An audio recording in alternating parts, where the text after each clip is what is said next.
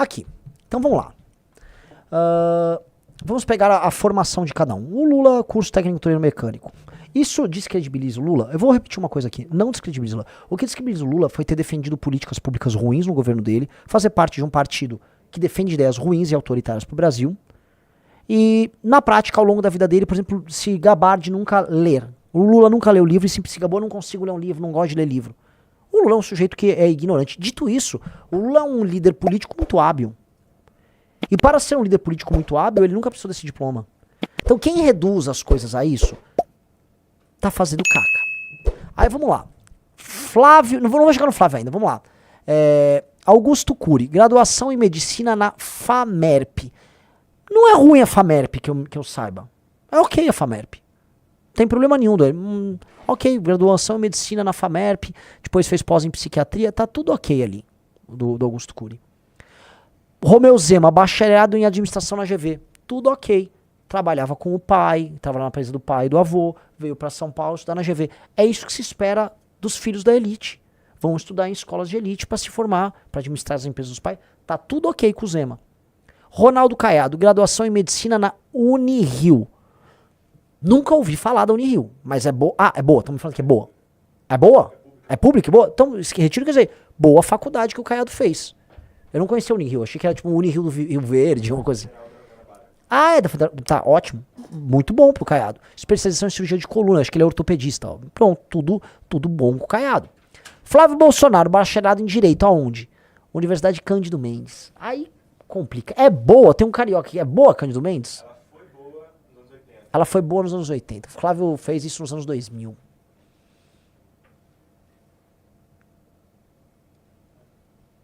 Não, entendeu? Inclusive faliu. Então, assim, este é o quadro. Isto quer dizer que a formação acadêmica de um ou de outro viabilizou ele ser melhor ou melhor politicamente? Não. Não. Você consegue pegar padrões dizendo que uma pessoa que entra em um espaço de elite, uma universidade de elite, ela pode ser mais qualificada para ocupar espaço? Sim. Porque, em geral, uma pessoa que passa numa universidade de elite, pode ser nos Estados Unidos, em Harvard e tal, ou aqui, denota que a pessoa tem inteligência, teve disciplina para entrar naquela faculdade. Dali em diante, ela vai construir a vida dela e a carreira dela. E os fatos e sua construção, não só acadêmica, mas profissional e pessoal, falam por si. O Renan, que eles estão colocando nesse quadro, é ensino médio completo. Você percebe que é uma malandragem aí? Porque não é ensino médio completo, é ensino superior incompleto. Okay. Mas tudo bem, eu não ligo para isso. Porque eu não ligo para isso. Isto para mim é nada. Diferente deles, tá? Eu passei na faculdade mais difícil de entrar. E aí eu faço a recomendação para todos os fãs do Flávio Bolsonaro, para os demais aí, todos. Se você quer me criticar, antes de tudo, eu vou pedir para você aplicar, eu vou imprimir, vou deixar à disposição. Faça a prova da FUVEST de 2002, que eu passei, e passe da nota de corte. Faça a prova. A gente aplica para você e passe da nota de corte. Depois a gente dá as provas da segunda fase de passe. É o vestibular de humanas. Não sei como é que tá hoje. Mais difícil do Brasil era passar no Largo São Francisco naquela época. Eu passei. Fui estudante e larguei pra trabalhar. Eu larguei pra trabalhar. Primeiro pra trabalhar com a minha família. Eu larguei a faculdade pra trabalhar. E aí querem me desabonar por conta disso. Não vai rolar. O Flávio Bolsonaro, formado na Cândido Mendes. Você desculpa, Flávio. Qualquer um entra na sua faculdade. Qualquer um se forma ali na Cândido. Com todo respeito à turma da Cândido Mendes. Cada um tem a sua história. O Flávio Bolsonaro é um pouco mais velho do que eu. O Flávio Bolsonaro entra na faculdade e logo em seguida ele entra na política. Ele vira já deputado porque o pai elegeu ele lá. O Flávio Bolsonaro nunca trabalhou na iniciativa privada. Ele não sabe o que é trabalhar na iniciativa privada. Agora ele começou a empreender, depois que virou senador, montando um escritório de advocacia com uma advogada, não vou falar o nome aqui para não tomar processo, mas uma pessoa de péssima qualidade moral, que é ligada ao Willer Tomás, que ele próprio é uma pessoa... É o cara que roubou a casa do Richarlison. O cara que tomou, né, roubou, entre aspas, tá? Falando no sentido figurado, que tomou a casa do Richarlison para o Flávio. O Flávio tem até foto na casa que era do Richarlison. É o cara que andava com o Everson Rocha, parceiro do Everson Rocha, que é o cara do escândalo do INSS. Qual é a experiência profissional do cara que eles defendem? Flávio? É esta. Ganhou uma eleição, fez rachadinha no gabinete, se apropriou de dinheiro via peculato e construiu uma carreira comprando casas. É só pegar as matérias comprando casas e não desenvolvendo nada, não desenvolveu pensamento. Tentou montar um partido político, o Flávio Bolsonaro. E tem gente que vem diminuir, gente, o feito que é montar um partido político num país como o Brasil. Nós fizemos isso e eles não conseguiram, estando no poder não conseguiram, nós conseguimos. O que resta pra eles é falar assim, o sistema deixou, o sistema. Prove que nós somos beneficiados. O relator do montagem do nosso partido foi o André Mendonça, nomeado pelo Bolsonaro. Tá? Então, prosseguindo. Essa tentativa de desconstrução é tola e não vai rolar. Agora a gente tem que falar então de feitos pessoais. Temos que comparar os feitos pessoais. Todo mundo que está aqui está concorrendo não para ser um funcionário do governo ou ir trabalhar numa empresa. Todo mundo está concorrendo para ser o líder de um país. Então nós temos que olhar para a capacidade de organização, liderança, capacidade moral, honestidade, capacidade de articulação de pessoas e articulação de ideias no Brasil. E neste ponto, se eu comparo eu com os demais, não tem comparação. Primeiro que no período de faculdade eu já fiz política acadêmica e larguei para ser empresário. Minha carreira como empresário não foi assim no easy, do tipo, com todo respeito ao Zema, tá, que trabalhou na empresa dos pais. O Zema trabalhou na empresa dos pais e tá tudo ok, tem nada de errado, ele tem mérito ali na empresa. Não vou falar mal dele. Ou o Caiado, que também é herdeiro, a família dele foi dona de Goiás por muito tempo. Tem mérito, não tô diminuindo. Eu resolvi jogar no nível muito hard, que é pegar empresas em dificuldade e ajudar a recuperá-las. Eu e meu pai eu tocava algumas, eu tocava outras. Uma que eu toquei, que é o caso da Martim.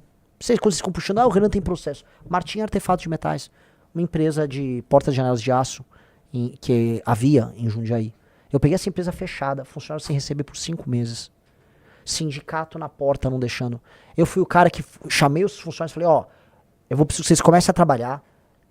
Eu vou ter que... A gestão anterior tinha emitido duplicata fria contra os próprios clientes. Os clientes estavam todos bravos. Eu convenci os clientes que eu ia recomprar as duplicatas frias. Precisava que os funcionários voltassem a trabalhar. Falei, cara, vamos vender a primeira produção. Conto com vocês, vamos pra cima. Trabalhamos, o sindicato não veio deixar. Arrumei briga com o sindicato no mesmo dia. Arrumo briga com o sindicato. Coloco a operação pra funcionar. Boto dezenas de pessoas pra voltar a trabalhar, que não estavam trabalhando. A empresa volta pro mercado, volta a fornecer. Começa a pegar contratos fornecendo para construtoras que trabalhavam Minha Casa Minha Vida. De 2009 a 2013 a empresa volta a operar. E aí na crise do governo Dilma, quando vem todos os calotes, vocês vão lembrar disso, quem é do setor lembra? Construtora quebrando por causa de Minha Casa Minha Vida, obra atrasada. Começa a ter dificuldades porque começa a não receber dos clientes. A gente pega, eu como milhares de empresários no Brasil, passo pela crise gerada pela queda do modelo lulista. Pela queda do modelo do PAC, lembra que a Dilma era mãe do PAC? Então era muita obra, aí começou a faltar o dinheiro, começou a faltar repasse, obra atrasa, consultora atrasa o pagamento. Foi aquele momento que eu vivi. Construí um produto, trabalhei com vendas. Se você explica assim, Renan, desenvolva um produto, entra numa fábrica, monta um produto de cabo a rabo, eu monto. Renan, como é que faz um faturamento? Renan, como emite uma nota fiscal? Pelo menos na época que era do papel, que emitia muita nota fiscal em papel ainda. Né? Renan, como é que faz o juros de mês? Renan, como é que faz uma folha de pagamento? Renan, como é que faz um fluxo de caixa? Essas pessoas, tirando o Zema, que foi empresário, não viveram isso. Não viveram isso. A vida real de empresários reais ao redor do Brasil. Também trabalhei com luminárias. Ajudei a fazer alguns dos maiores hotéis que haviam na Bahia, que eu trabalhei um pouco na Bahia também. Trabalhei, criei produto. Você pediu para eu projetar uma luminária aqui para você montar o centro de cursos para montagem de luminária, eu monto. Vivi um trabalho sério. Ao longo desse período todo, eu trabalhei e contratei centenas e centenas de pessoas. Do ano de 2006, 2007, mas especialmente 2007, até 2012, 2013. Até que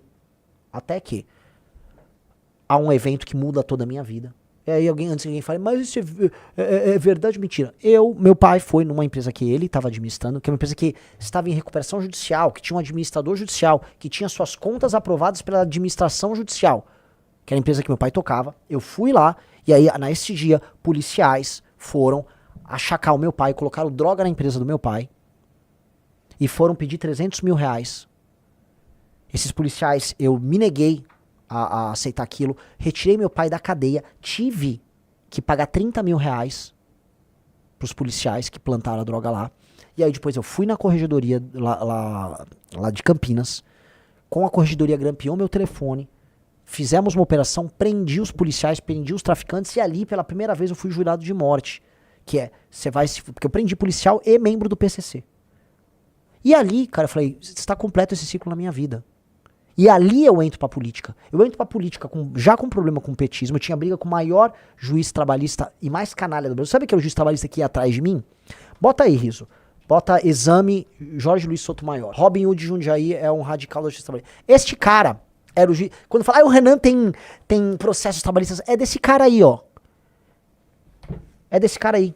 Robin Hood de Jundiaí é um radical da justiça trabalhista. Com o argumento de fazer justiça social, magistrados como Jorge Luiz Sotomayor beneficiam poucos e prejudicam de milhões de trabalhadores. Este cara aí, que é um juiz petista, que escrevia pra Carta Capital, que tem inúmeros... Tem um livro publicado sobre como basicamente fazer justiça social dando decisão trabalhista. Esse era o juiz que foi meu professor na faculdade e juiz na região lá de Jundiaí em que eu trabalhava. Olha a desgraça, olha o período que eu vivi. Presta atenção, Rizão. Eu vivi num período que, na faculdade... Os alunos faziam greve, eu lutava contra aluno grevista, e o professor que incentivava a greve de estudante era esse professor, que é um radical de extrema esquerda. Tá aqui, ó, solta uma hora. Em maio deste ano, uniu-se outros professores. Olha aqui, ó. Pelo amor de Deus, leia. Em 2003, esse é o juiz. Quando a Volkswagen anunciou que demitiria 3 mil funcionários devido à crise que enfrentava, Sotomayor ajudou a escrever um manifesto que conclamava os brasileiros a não comprar carros da montadora alemã. Em maio deste ano, uniu-se a outros professores e alunos da USP numa greve contra a demissão de metroviários que haviam feito uma paralisação, julgada abusiva em abril. Quem entrou na USP em 2003? Direito na USP. Meus problemas com esse cara começaram aí. O cara que fechou inclusive a empresa do meu pai foi esse cara. E botou todos os funcionários na rua. O pior juiz trabalhista do Brasil. Um comunista, um radical de extrema esquerda. Eu encontro ele na faculdade, tenho primos com ele na faculdade, e eu reencontro este cara anos depois na atividade produtiva. A pessoa que me motivou a ser de direita, de frente desses Bolsonaro vagabundos, que são vagabundos, que ser direitista era fazer rachadinha com miliciano no gabinete, que era isso que eles faziam, é roubar dinheiro público com um bandido que era assassino de aluguel de bicheiro, que é o Flávio Bolsonaro. Eu me tornei de direita enfrentando esses caras quando eu ainda era fazia faculdade. Quando eu fazia faculdade com os jovens, com os melhores estudantes de direito do Brasil, porque era esse espaço que eu pertencia, não era o espaço do Flávio. Com todo o respeito às pessoas que fazem outro e que podem ser profissionais melhores. Mãe, tem muito profissional melhor formado na PUC do que formado na USP. Tem muito profissional formado em outros. Mas ali naquele momento, eu tava com uma nata, conhecendo gente brilhante. Essas pessoas que eu conheci, eu tava enfrentando a nata do PT. A nata do PT. No momento que o PT chegou ao poder, o PT assume o mandato, o Lula, em 2003. Olha aqui, ó. Olha pra quem escreve no Brasil 247.